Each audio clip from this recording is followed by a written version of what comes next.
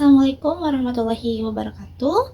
Yang terhormat Bapak Dr. Dedi Junaidi MAG, selaku dosen pengampu mata kuliah landasan pendidikan. Tak lupa juga teman-teman sekalian yang saya banggakan. Perkenalkan, saya Nur Fadila dengan NIM 250100039 dari kelas A1 Program Studi Bimbingan Konseling 2025. Video ini bertujuan untuk memenuhi tugas UAS atau ujian akhir semester mata kuliah landasan pendidikan. Di presentasi kali ini, saya akan membahas tentang solusi problem solving kasus pengelolaan sekolah, di mana terdapat 3 kasus yang akan saya bahas. Tanpa berlama-lama lagi, kita mulai ke intinya.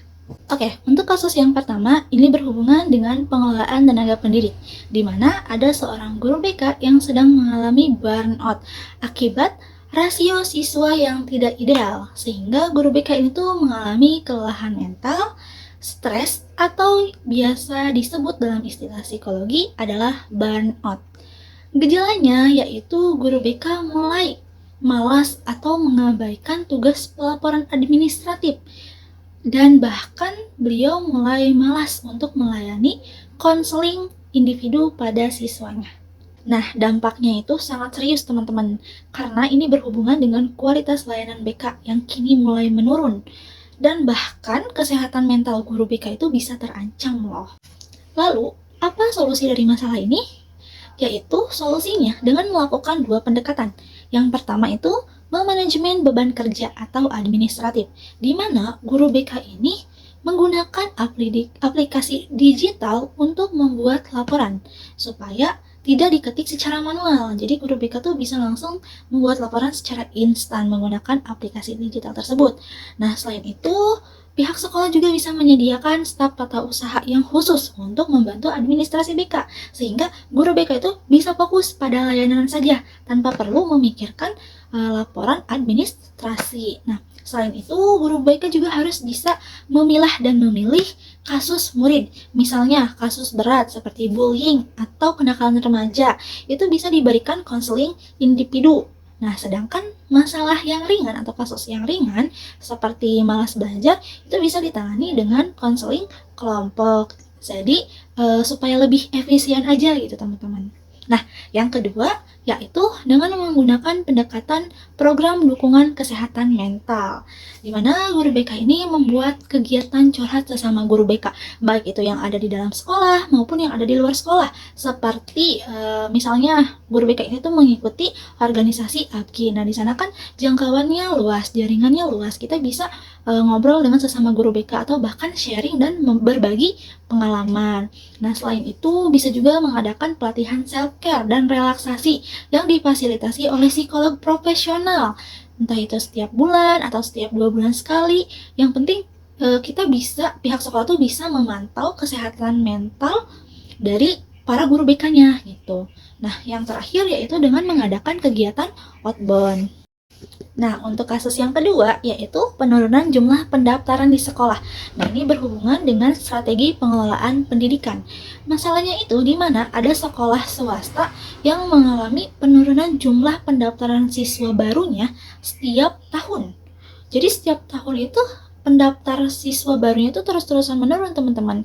Katanya akar masalahnya ini tuh dari pendapat orang tua bahwa menilai bahwa sekolah ini tuh kurang responsif terhadap bakat dan juga minat anak-anaknya. Jadi katanya sekolah ini tuh lebih fokus ke akademik atau nilai rapot tanpa mendukung potensi bakat dan juga minatnya. Nah, tantangannya orang tua saat ini tuh mencari sekolah yang mendukung tumbuh kembang holistik, yaitu tadi bakat dan juga minat, bukan cuman nilai akademik semata. Nah, strategi yang pertama yaitu pada saat pendaftaran murid baru atau PPDB, pihak sekolah bisa langsung melakukan tes minat bakat terhadap siswa tersebut. Nah, tujuannya untuk apa? Supaya orang tuanya itu bisa tahu, kita tuh sebagai pihak sekolah tuh bisa men-sharing hasil tes minat bakat kepada orang tua, agar orang tuanya tuh tahu bahwa anaknya itu memiliki kelebihan di bidang apa, kemudian minat dan bakatnya di bidang apa. Jadi kita pihak sekolahnya tuh bisa menyalurkan siswanya sesuai dengan minat dan juga bakatnya. Nah, strategi yang kedua yaitu dengan kurikulum terintegrasi BK, di mana guru BK ini bekerja sama dengan guru mata pelajaran untuk merancang proses pembelajaran ini disesuaikan dengan minat bakat siswanya. Misalnya, siswa yang suka menggambar, ketika mata pelajaran tertentu itu bisa diselingi dengan tugas menggambar gitu, supaya siswa itu tidak merasa bosan. Nah, strategi yang terakhir yaitu bisa dengan melakukan pemasaran dan keterlibatan orang tua, di mana guru BK ini tuh merancang program open house yang di dalamnya itu bisa orang tua siswa itu bisa berkonsultasi tentang karir masa depan anak-anaknya secara gratis begitu. Nah, intinya kita itu bisa menunjukkan kepada orang tua siswa bahwa sekolah ini tuh benar-benar memperhatikan minat bakat anak-anaknya gitu, bukan cuman mengutamakan pengejaran nilai akademis saja. Nah, kita masuk ke kasus yang terakhir, di mana ini tuh berkaitan tentang pengelolaan peserta didik. Kasusnya itu tentang seorang siswa yang merasa minder akut atau merasa tidak percaya diri dan beberapa usulan DO dari guru. Nah, siswa ini tuh merasa minder atau tidak percaya diri secara berlebihan. Dia mulai menarik diri dengan lingkungan sekitar, terus tidak mau berteman dengan orang lain, bahkan dia juga menolak ajakan untuk ikut ekstrakurikuler.